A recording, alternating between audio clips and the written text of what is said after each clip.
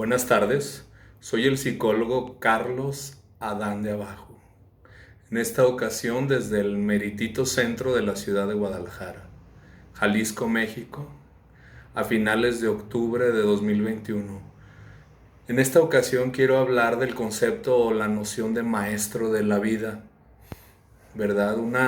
Un tópico, una noción que yo he venido desarrollando y reflexionando en torno a ella desde hace varios años, ¿no?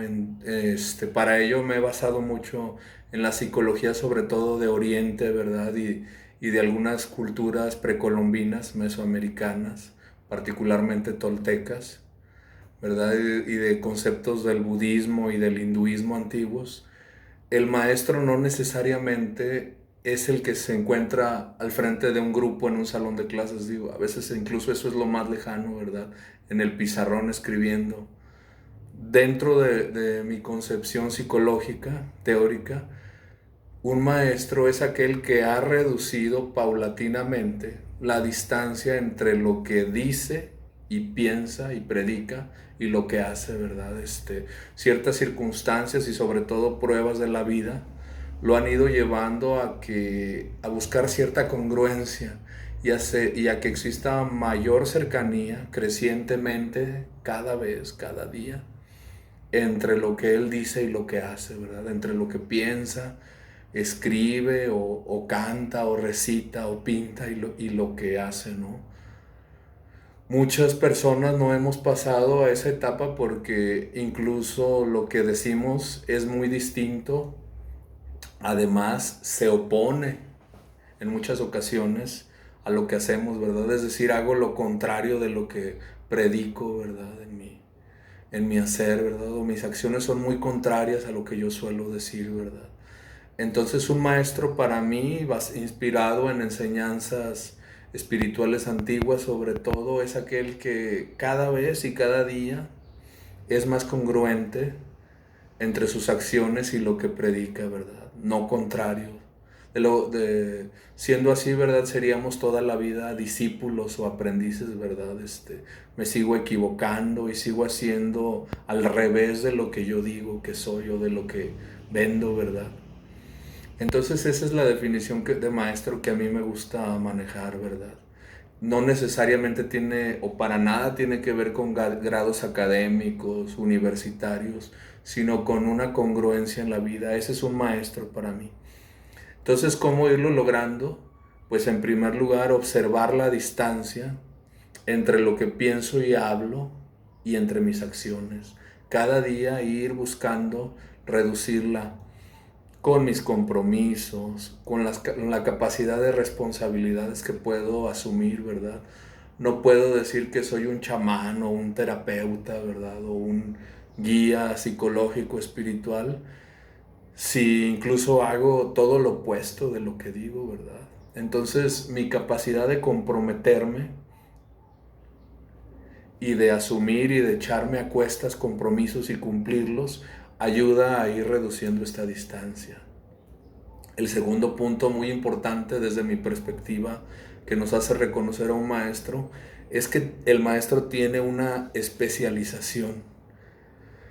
Parte de ser aprendices en nuestra etapa de estudiantes, de novicios de la vida, de buscadores, ¿verdad? Como dicen los budistas, ¿verdad? Un buscador es el que anda buscando teorías, buscando maestros.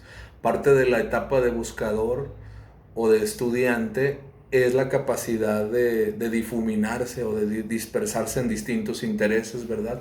Por ejemplo, está bien padre el libro, bien bonito el libro de Erik Erikson, de Infancia y Adolescencia, que caracteriza precisamente a la adolescencia y a la juventud como esta capacidad de dispersarse en distintos focos de interés. Sin embargo, esto es todo lo contrario a lo que hace un maestro, ¿verdad? Erik Erikson precisamente define la etapa adulta como la capacidad ya no de dispersarse en diversos intereses, ¿verdad? Que me gusta la música, la homeopatía. Y no tiene nada de malo, ¿no? A veces incluso intereses totalmente distintos, pero en el caso de la etapa adulta y del maestro, el maestro es aquel que ya encontró cuál es su especialidad. a partir de la cual es conocido por los demás y por la que lo buscamos, ¿verdad?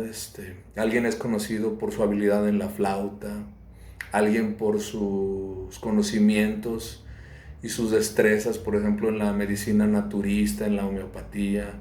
Otro más quizás por dedicarse a los masajes o a la publicidad, ¿verdad? Entonces un maestro tiene muy definido no solo su especialización o su tópico en lo que es experto, sino incluso hasta su subespecialización, ¿verdad?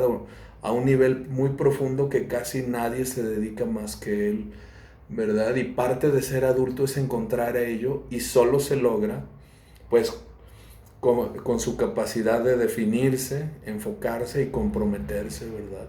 Entonces un maestro es conocido por ser especialista en algo, no por su capacidad de dominar muchos temas o muchas artes y disciplinas a la vez, ¿verdad? Es el segundo punto que desde mi perspectiva nos ayuda a distinguir a un maestro, ¿no?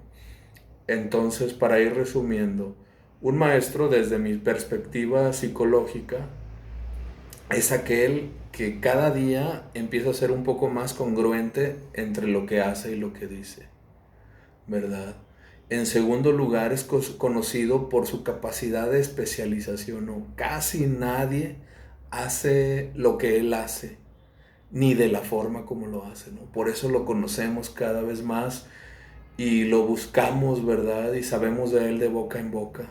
No necesita ni tanta publicidad un verdadero maestro, ¿no? ¿Verdad?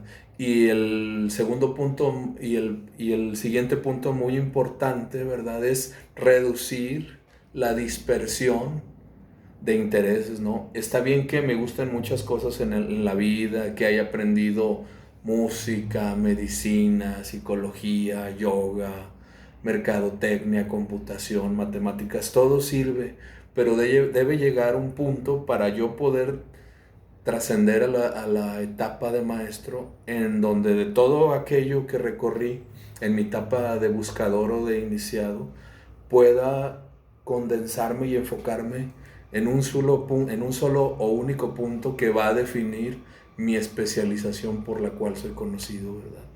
Yo soy el psicólogo Carlos Adán de Abajo, desde Guadalajara, Jalisco, México. Gracias.